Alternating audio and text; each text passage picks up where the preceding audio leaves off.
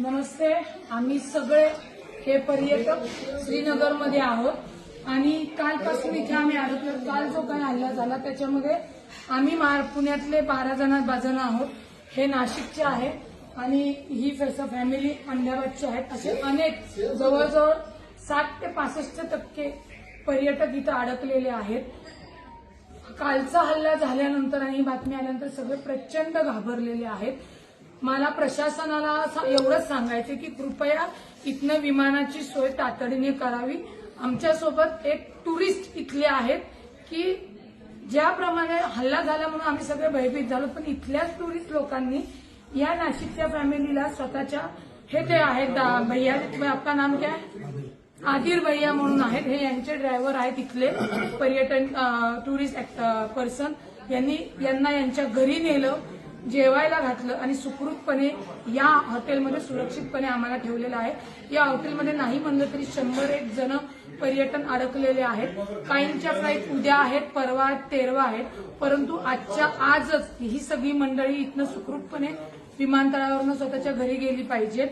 कारण का किती जरी सांगितलं की मिलिटरी रस्त्यावर आलेली आहे तरी कोणीही फिरण्यासाठी आता इथं तयार नाहीयेत.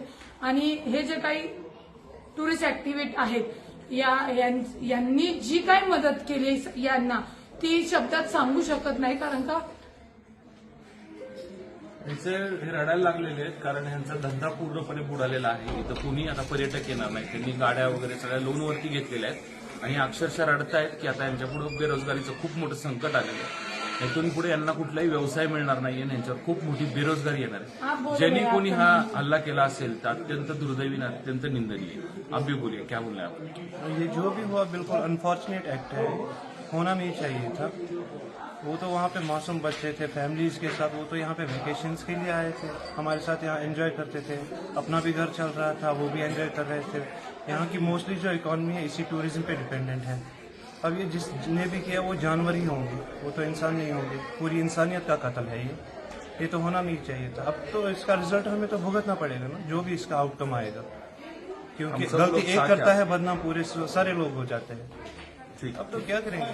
आमचं महाराष्ट्र सरकारला, कर्नाटक सरकार असेल, सगळ्या स्टेटला लोकांना विनंती आहे गव्हर्नमेंटला की तातडीने विमानांची एक्स्ट्रा विमानं अवेलेबल करून आम्हा सगळ्यांना इथनं सुरक्षितपणे आपल्या आपल्या राज्यात घेऊन जावे आणि लवकरात लवकर ती हे करावी. मी महाराष्ट्राचे उपमुख्यमंत्री अजितदादा, केंद्रीय मंत्री मुरली अण्णा यांच्याशी संपर्क करून इथे जेवढे पर्यटक आहेत त्यांच्याशी बोलून आजच्याच त्याला हलवणं, माझ्या फॅमिलीसह ही सर्व पर्यटन ही माझी महाराष्ट्राची फॅमिली इथनं हलवण्याचा प्रयत्न करतोय.